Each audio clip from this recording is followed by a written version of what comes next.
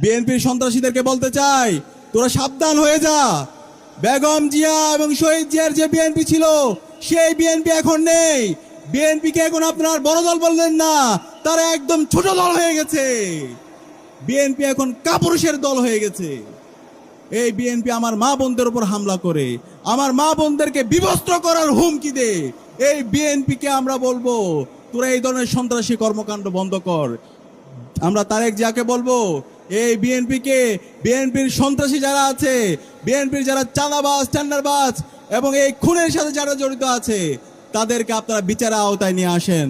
তাহলে এই বিচারের আওতায় যদি না নিয়ে আসেন, তাদেরকে যদি আপনারা প্রশ্রয় দেন, 12 ফেব্রুয়ারি পর্যন্ত যেতে হবে না, তার আগে আপনাদের পরাজয় হয়ে যাবে। রেজাউল ভাই শহীদ কেন? তারেক রহমান জবাবে দে, ইন্টারিম জবাবে দে, ইন্টারিম জবাবে দে, নির্বাচন কমিশন জবাবে দে। আউযু বিল্লাহি মিনাশ শাইতানির রাজিম, বিসমিল্লাহির রহমানির রহিম। ঢাকা 12 আসনের মাটি ও মানুষের নেতা, জননেতা সাইফুল আলম মিলন ভাইয়ের আজকে নির্বাচনী জনসভায় উপস্থিত সংগ্রামী ছাত্র জনতা এবং উপস্থিত বিভিন্ন পেশাজীবী সংগঠনের নেতৃবৃন্দ, উপস্থিত সাংবাদিক বন্ধুগণ, আসসালামু আলাইকুম ওয়া রাহমাতুল্লাহি ওয়া বারাকাতুহু। আজকের দিনটি আমাদের জন্য খুবই বেদনাদায়ক দিন। আমরা জুলাই বিপ্লব পরবর্তী বাংলাদেশের মুক্তিকামী ছাত্র জনতার আকাঙ্ক্ষা ছিল, জুলাই বিপ্লবে শহীদরা যে জন্য জীবন দিয়েছিল, একটি ইনসাফ ভিত্তিক বাংলাদেশ বিনির্মাণ করা, সন্ত্রাস মুক্ত, চাঁদাবাজ মুক্ত, টেন্ডারবাজ মুক্ত একটি সমাজ বিনির্মাণ করা। সেই বাংলাদেশ বিনির্মাণের পথে একটি দল সন্ত্রাস, চাঁদাবাজ, টেন্ডারবাজ এবং গুম খুনের সেই সংস্কৃতি ফিরে নিয়ে আসতে চায়। আমরা দেখতে পেয়েছি নির্বাচনের শিডিউল ঘোষণার পরে আধিপত্যবাদী শক্তি আমাদের ভাই শহীদ উসমান হাদিকে হত্যা করেছিল। সেই হত্যার পরে অথর্ব নির্বাচন কমিশন বলেছিল সেটা একটি বিচ্ছিন্ন ঘটনা। আজ পর্যন্ত শহীদ উসমান হাদির হত্যার সাথে যেই সন্ত্রাসীরা জড়িত ছিল, তাদেরকে তারা বিচারের আওতায় নিয়ে আসতে পারেনি। তারই ধারাবাহিকতায় আমরা দেখতে পেয়েছি গতকাল শেরপুরে বাংলাদেশ জামাত ইসলামীর উপজেলা সেক্রেটারি রেজাউল করিমকে বিএনপির সন্ত্রাসীরা কুপিয়ে হত্যা করেছে।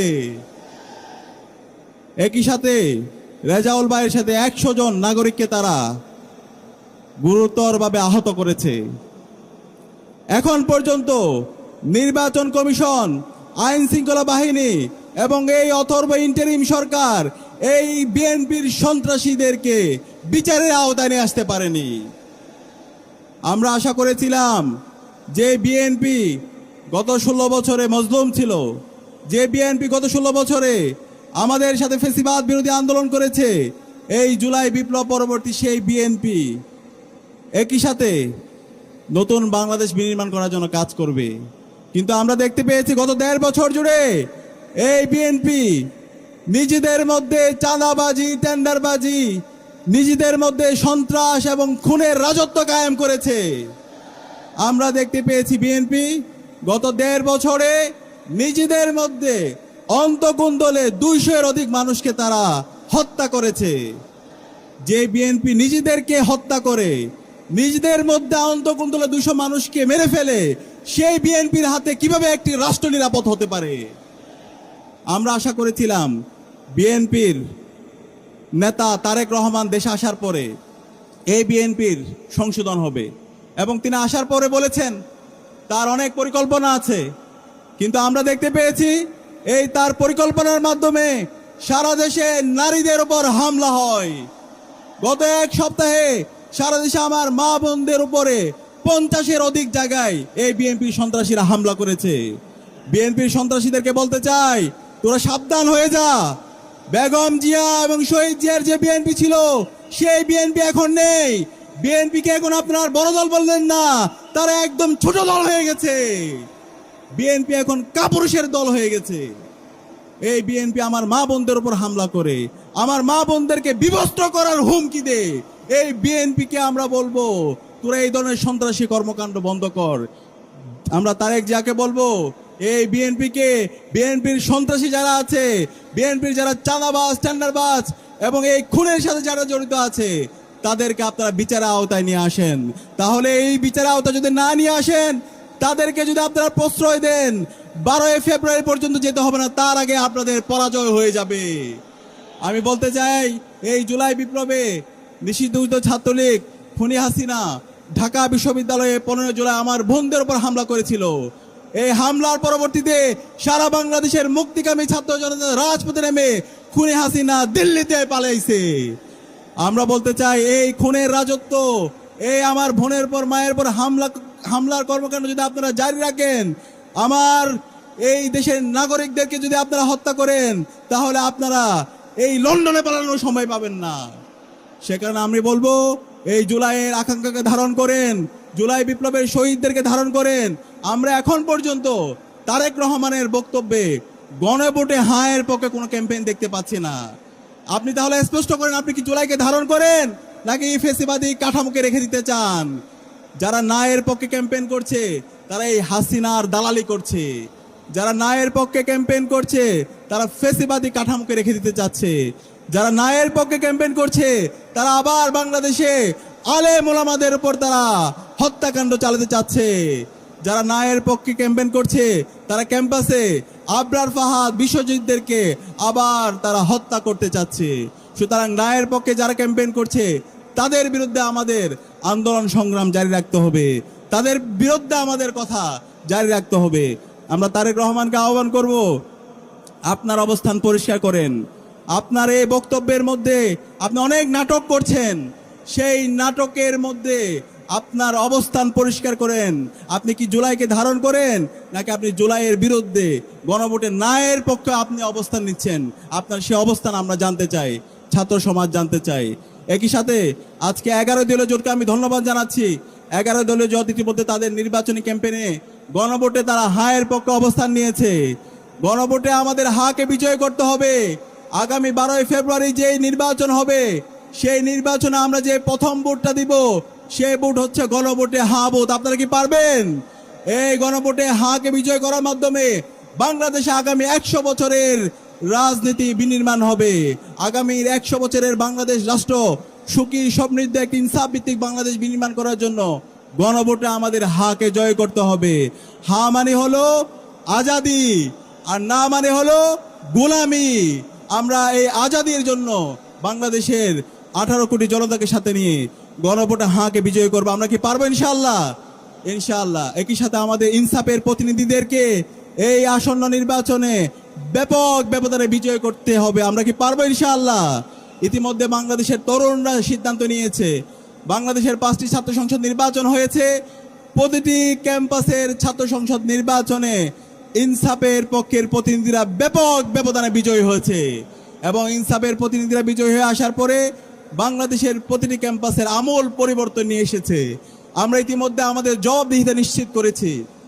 আমরা গত 4 মাসে কি কাজ করেছি সেটা আমরা জাতির কাছে হাজির করেছি। আমরা আশা করব ইনসাফের প্রতিনিধিরা সারা দেশে নির্বাচিত হয়েছে, তারা জনগণের ক্ষমতা জনগণের হাতে তারা তুলে দিবে, জনগণের কাছে তারা জবাবদিহি করবে। আমরা একই সাথে এই নতুন বাংলাদেশে দেখতে চাই না রাজার ছেলে রাজা হবে। আপনারা কি দেখতে চান? আমরা দেখতে চাই না। আমার এই বাংলাদেশ চলে আমার এই শ্রমিকের ট্যাক্সের টাকা দিয়ে, আমার এই বাংলাদেশ চলে আমার রিক্সা চালকের ট্যাক্সের টাকা দিয়ে। রিক্সা চালকের সন্তান যদি যোগ্য হয়, তাহলে সেও বাংলাদেশের প্রধানমন্ত্রী হতে পারবে। শ্রমিকের সন্তান যদি সে যোগ্য হয়, তার মেধা যোগ্যতা শ্রম দিয়ে সে বাংলাদেশের প্রধানমন্ত্রী হবে। সুতরাং রাজার ছেলে রাজা হবে, সেই নীতি আর বাংলাদেশে চলবে না। সেই জায়গা থেকে ইনসাফের প্রতিনিধিরা আজকে সারা বাংলাদেশ ব্যাপী এবং জুলাই বিপ্লব পরবর্তী 1.5 বছর জুড়ে তারা প্রমাণ করেছে এবং তারা ইতিমধ্যে ঘোষণা করেছে চাঁদাবাজের বিরুদ্ধে, টেন্ডারবাজের বিরুদ্ধে জিরো টলারেন্স ঘোষণা করেছে। সুতরাং এই ইনসাফের প্রতিনিধি সাইফুল আলম মিলন ভাইকে আমরা কি আগামী 12 ফেব্রুয়ারি ব্যাপক ব্যবধানে বিজয় করতে পারবো? ইনশাআল্লাহ। এই ঢাকার সবচেয়ে গুরুত্বপূর্ণ আসন এই ঢাকা 12 আসন। এই কারওয়ান বাজারকে যদি আমরা সিন্ডিকেট মুক্ত করতে চাই, চাঁদাবাজ মুক্ত করতে চাই, তাহলে আমাদের ইনসাফের প্রতিনিধি সাইফুল আলম মিলন ভাইকে ব্যাপক ব্যবধানে আগামী 12 ফেব্রুয়ারি নির্বাচিত করতে হবে। আপনারা কি পারবেন? ইনশাআল্লাহ।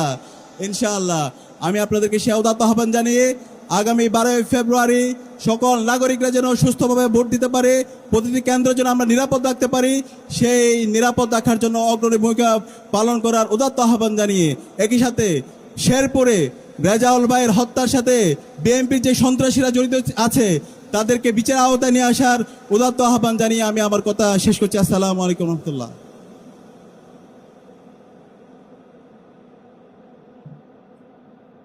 ধন্যবাদ শহীদ মালেকের উত্তরসূরিদের। ঢাকা বিশ্ববিদ্যালয় যেমনই আজকে সাদিক কায়েমের হাত ধরে নিরাপদ ক্যাম্পাসে পরিণত হয়েছে, ইনসাফের ক্যাম্পাসে পরিণত হয়েছে, ইনশাআল্লাহ আগামীর বাংলাদেশ জামাত ইসলামের হাত ধরে একটি নিরাপদ বাংলাদেশ গঠিত হবে।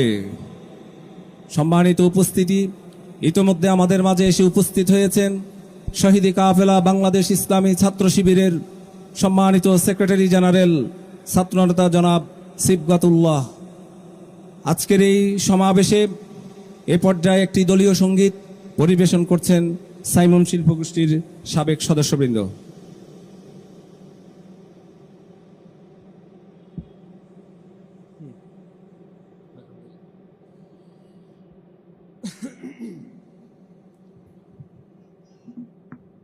সম্মানিত উপস্থিতি, আমরা এখন বাংলাদেশ জামাত ইসলামের যে থিম সং আছে সেটি পরিবেশন করব। আপনারা